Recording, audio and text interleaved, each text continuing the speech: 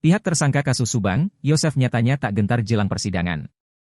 Kendati kliennya disangkakan pada pasal 338 atau 340 KUHP pidana tentang pembunuhan berencana, pengacara Yosef, Rohman Hidayat justru telah menyiapkan strategi.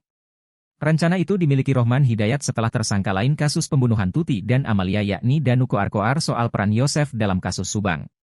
Seperti diketahui, kasus Subang terang benderang setelah Danu membongkar keterlibatannya dalam pembunuhan ibu dan anak yang terjadi pada 18 Agustus 2021 atau 2 tahun lalu itu. Danu secara mengejutkan pun menyebut Yosef, Mimin, Arigi, dan Abi terlibat dalam pembunuhan Tuti dan Amalia. Akibat pengungkapan yang diurai Danu, penyidik pun menetapkan Yosef, Mimin, Arigi, dan Abi sebagai tersangka. Kepada penyidik, Danu bahkan mengungkap dugaan senjata yang dipakai pelaku untuk membunuh Tuti dan Amalia. Diungkap pengacara Danu, Ahmad Taufan, senjata pembunuhan tersebut diduga adalah golok. Akibat koar-koar Danu itu, penyidik pun kembali menggelar olah TKP ulang pada Selasa, 24 Oktober 2023, guna mencari golok tersebut. Namun hingga kini, golok yang diakui telah disembunyikan Danu di dekat TKP tersebut tak kunjung ditemukan.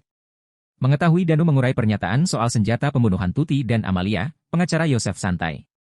Dalam bincang-bincang di kanal YouTube Tribun Jabar, Rohman Hidayat terlihat santai saat mengetahui alibi Danu. Menurut Rohman Hidayat, semua pernyataan Danu adalah dusta. Lagi pula menurut Rohman, ada banyak aspek yang bisa dipakai penyidik untuk mencari pelaku kasus Subang. Yakin kliennya, Yosef tidak bersalah, Rohman pun menyinggung soal bukti lain.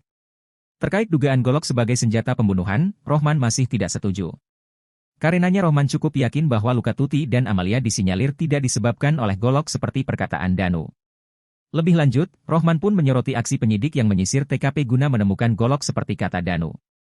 Diakui Rohman, penyidik nyatanya harus menunjukkan bukti golok jika ingin menjerat Yosef sesuai perkataan Danu. Bak yakin dengan alibi kliennya, Rohman pun mengaku siap membela Yosef di persidangan nanti.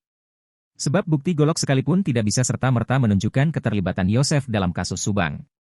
Kalaupun nantinya penyidik menemukan golok sebagai senjata pembunuhan Tuti dan Amalia, Rohman menyaksikan hal tersebut sebagai alat bukti di persidangan.